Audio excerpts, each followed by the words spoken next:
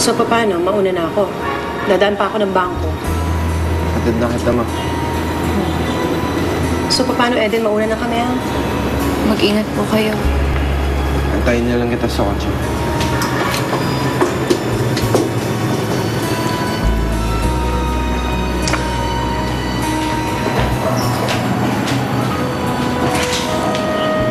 Eden, kung ano man yung pinag-aawayan mo, huwag ka mag-alala. Susubukan kong kausapin ang anak mo.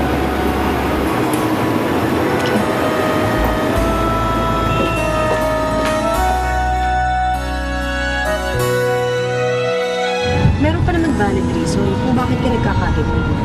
Kaya lang, hindi kaya masyado ka naging aggressive or harsh sa kanya kung bakit hindi ka niya iniintindi? Eh, paano ko pa sasabihin, ma? Napag-usapan na nga namin na lalayuan niyo yung amid na yun, pero hindi niyo sinunod. Sino hindi mabibwisit nun? Yan, kita mo yan. Nagagalit ka na naman. Paano kayo magkakaintindihan yan? Ayoko na kasi nakipagkita pa siya sa amid na yun. Alam mo, honestly, wala rin akong tiwala sa lalaki niya. Eh, hindi pa patay na patay kay Eden yan. Kaya tama lang na paiwasin mo si Eden sa lalaki niya. Pero don't worry. Kapausapin ko si Eden para maintindihan niya kung bakit ka nagkakaganyan. Kailangan lang naman niya maintindihan di ba?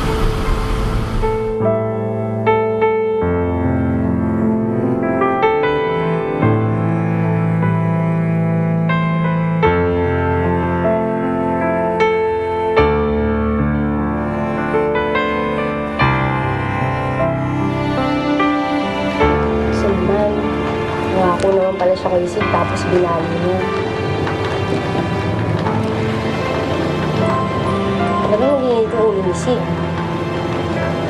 Alam mo, ate, sa laki talaga nila yung sumpuhin. Kukwento mo na naman yung Samuel mo. Ka nga muna. Pumunta tayo sa problema ni Eden. Eden, ano bang pakiramdam mo? Sa tingin mo ba, nagsasabi ng totoo si Ahmed? Sa totoo lang, naniniwala ako kay Ahmed. Eden, paano kung tama si Sid? Paano kung iniimbento lang ni Ahmed yun? Hindi ko na alam. Ganito na lang. Paano kung magpakita muli sa'yo si Ahmed? Anong gagawin mo? Eden, ano mo po ako sa'yo, iwasan mo naman si Ahmed. Baka hindi na kayo nag-away ni Sid. Ayokong magalit sa akin si Sid. Pero hindi ko naman pwedeng baliwalain si Ahmed. Siya na lang ang tuloy ko para mahanap si Inay.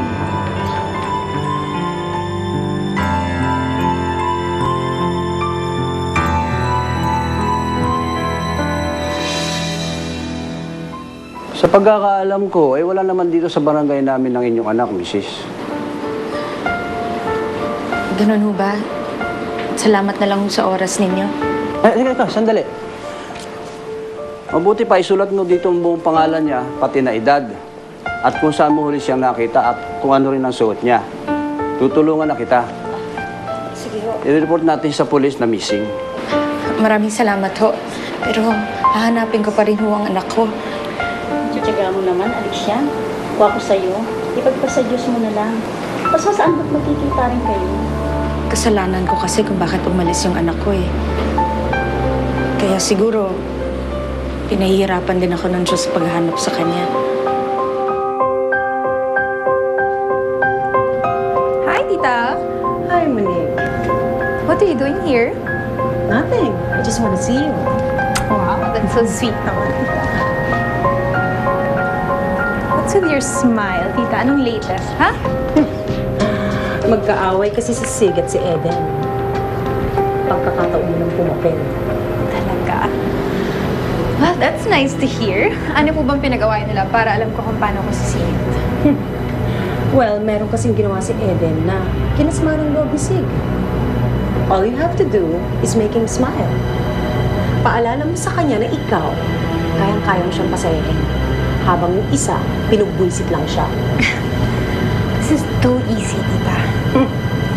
But always remember, mag-iingat ka. Dapat hindi pong friends lang kayo. Talaga naman, Tita, magiging friends lang kami. Friends with benefits? I like our plan, tita.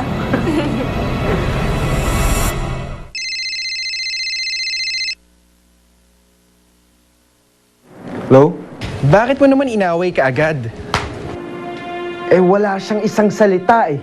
Alam mo, kuya, hindi sisirain ni Eden ang usapan niyo kung wala siyang dahilan. Natural lang yung reaksyon niya. Nanay niya yun eh. Eh, hindi nga totoo nandito nanay niya. Eh, hindi niyo naman alam beforehand. Pero ngayon, na napatunayan mo na nagsisinungaling si Ahmed, madadala na rin siya. Pero sana hindi mo na siya inaway ng ganun. Nakakaawa naman yung tao. I'm sure, hindi niya intensyon na sawayin ka.